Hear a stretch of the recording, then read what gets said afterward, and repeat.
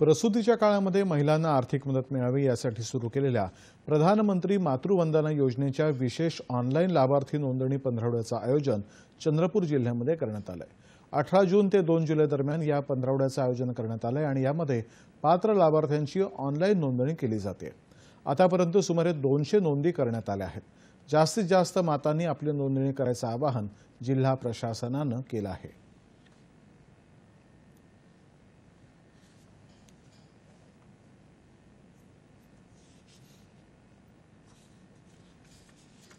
दिनांक 18/6/2024 पासून ते 2 जुलै 2024 या कालावधीमध्ये या पंधरवड्यामध्ये आपल्याला जास्तीत जास्त पात्र लाभार्थीची नोंद करायची आहे।